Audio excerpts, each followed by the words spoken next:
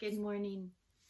This is Laurel, 21-day Fibroid Fix, Fibroid Flower Child, coming to you live from my bedroom. Grand Rising. I just wanted to make a quick video and tell you what I do when it comes to a visualization meditation.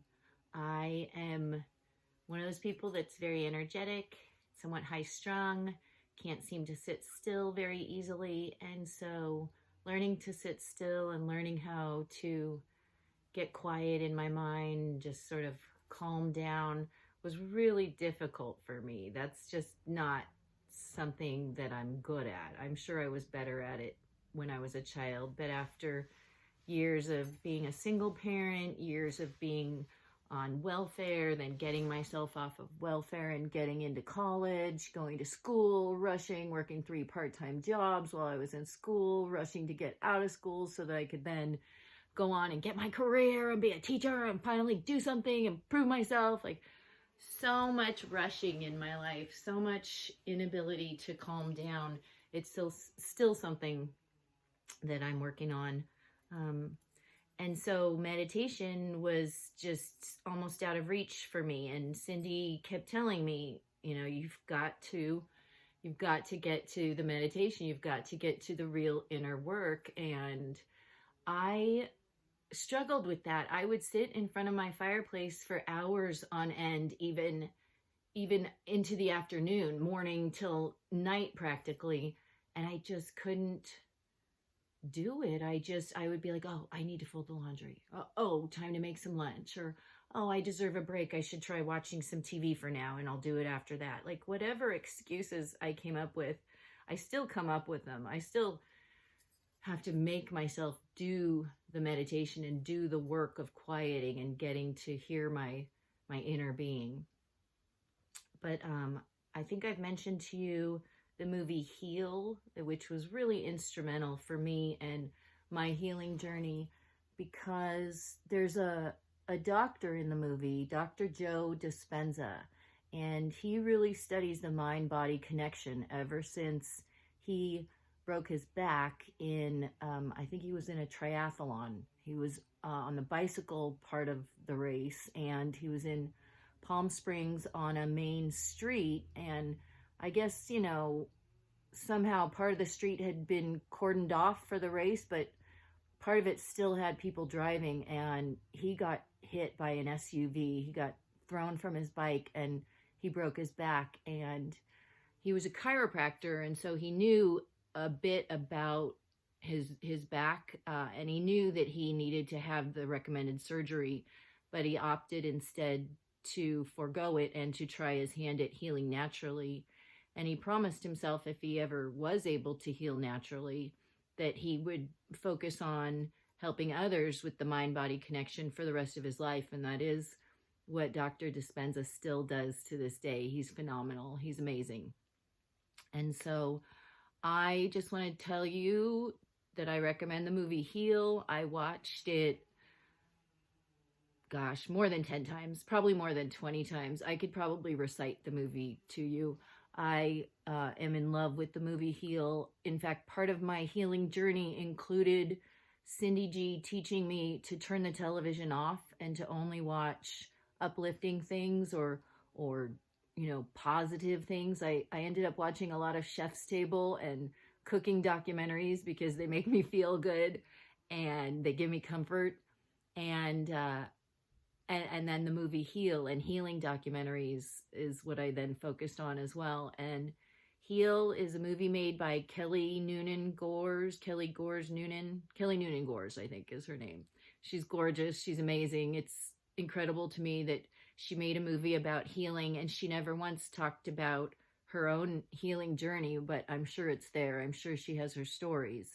In any case, she went around and talked to numerous healers, and Dr. Dispenza explained his situation to her, and then he explained his visualization meditation that he did, and so I wanted to share that with you. What I do, he did a technique where he would go through visualizing his vertebrae, fusing back together and everything healing back together. And he would look at the visualization as a process. So if at some point during his meditation he found his mind wandering, he would start over. He would go back to the beginning of the visualization and go through it as a complete run, however long it took him to actually visualize what he wanted to visualize as a healing process. And then he would start that visualization over again. And so I took that concept and I ran with it in terms of healing my fibroid. So I've explained this to the Fibroid Healing Academy ladies, and I'll explain to you. My fibroid, the way I saw it, was a golf ball, and it's bigger than a golf ball. It was more like a baseball or a softball size even. But I still envisioned a hard outer shell, like on a golf ball, how it's got that tough plasticky. I don't know if you've ever taken apart a golf ball, but when I was a kid, my grandparents were part of the country club, and so there was golf balls all over my life. And part of the fun is breaking them open. And they have like almost like a candy, like an M&M or something. There's like a hard outer shell. And so I would envision the shell of the golf ball kind of cracking open, and I wouldn't go further in my visualization until I could really see that in my mind. And so I would envision the cracking open of the shell, and then I would also I was able to see the shell sort of falling away as well, or floating out and away as well. And then, like a golf ball, once I got past the hard outer candy shell, a golf ball is made of rubber bands, it's kind of how I envisioned a fibroid, with just masses and masses of tight, stringy fibers. And fibroids are very fibrous. They're solid, hard muscle tissue, very fibrous. And so I would envision,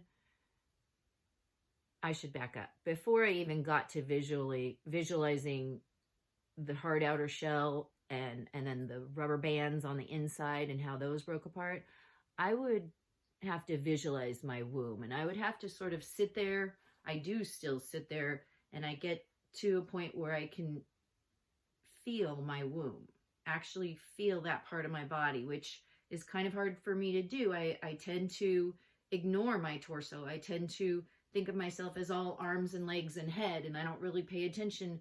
I don't have much of a chest. I don't have much of a stomach. So I just didn't even realize that I was ignoring that part of myself. So I would really have to get to the point where I could feel my womb, and then see if I could feel the energy or the lack of energy or the blockage of the fibroid, which is inside my womb, and visualize that, and then start visualizing that shell breaking off. From there, I would go to visualizing the rubber bands inside the golf ball, because that's all a golf ball is. It's just tons and tons of rubber bands. And I would actually visualize each rubber band breaking, and sort of, you know how a rubber band is stretchy, and once it broke, it would like shrink and shrink away from the ball, and break and shrink away from the ball. And so I would have to sit there and imagine all the rubber bands breaking off slowly but surely until there was nothing left. So it took me a long time. I found that I couldn't just say I was visualizing them breaking off and rush to the point of them being gone. I had to actually visualize each strand, which you can imagine is quite a process of meditation, but it worked for me. Again, I'm just saying what worked for me. Thank you for listening.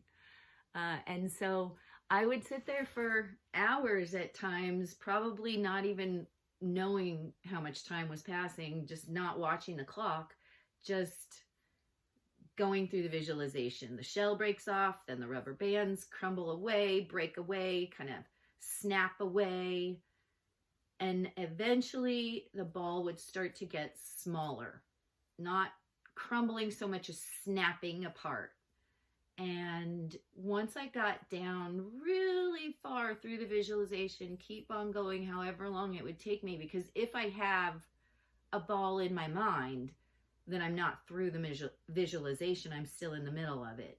But once I got to visualizing the candy hard outer shell breaking apart, crumbling away, all the rubber bands on the inside, all of them breaking away, what I did also then envision was some sort of dust in the middle, almost like the idea of rain. The way rain falls from the sky, it does have a little tiny speck of dust or dirt or earth that it grabs a hold to molecularly before the water droplet can form into a raindrop. And so I envisioned a tiny little bit of dust at the core of my fibroid, and then I would envision that literally crumbling and blowing away like dust. And then I would envision the joy, and I would try to feel the joy that my womb actually was feeling on her own, being rid of such a giant tumor, being rid of such a burden and a trash bag. Because like Cindy G says, they are internal trash bags. It's your body's attempt to protect itself, to stuff all the toxins away into some safe little pocket so it doesn't affect the rest of your body. So I would then try to feel how wonderful my womb would feel without any trouble or any trauma or any toxins or any fibroid. And I would envision my womb kind of like a sacred heart, but a sacred womb. I envisioned it being made of blue fire, actually, and sort of like a flaming blue, joyous, clean space, almost empty space, almost like what a womb is meant to be, a receiving vessel. So I almost envisioned a blue flaming vessel as my womb. And then I would also be sure to feel the joy that I would hope to feel if that really came true, because this is a feeling universe. I believe that. And so my whole point in the visualization was to get to the clean, empty, blue, flaming vessel that then brought me such joy. And I would just, I can even feel it now. Excuse me. I would just let myself feel the joy of being healed, of being able to manifest what I wanted. And then I would do that over again. And I sat and did that for months. I don't have a time frame for you, and I don't know how long it would take to get through one visualization process before I started back over at the hard outer shell of the golf ball. Because what happens a lot of times is my mind would wander and I'd catch myself in a negative thought. And Dr. Dispenza does talk about that. You catch yourself thinking, 2 seconds into your meditation, you're like, yeah, but what if I end up in a wheelchair? I mean, that was his concern because his back was broken. I was more like, what if I end up having a hysterectomy? What if this doesn't work? What if I'm just too hippied out and this isn't how it really goes? And then I would have to shut down that fear thought and go back to the beginning of my visualization. And the run through of the entire visualization is where I believe the power is, and the power that Dr. Dispenza talked about as well. I encourage you to try your own method of visualization as a meditation technique. There are lots of guided meditations out there if visualization isn't something that you need. It gave me something to do during my meditation. I was just sitting there letting my mind just go wild and go crazy, and I couldn't really quiet my mind until I gave it something to do. But once I did give it a visualization process, my mind jumped on that. I was so eager and so excited. Even now, I do love doing the visualization because it does get me to that calm meditative space where I really feel the power and I really feel powerful. And there's nothing like that. That's encouraging. That's hopeful.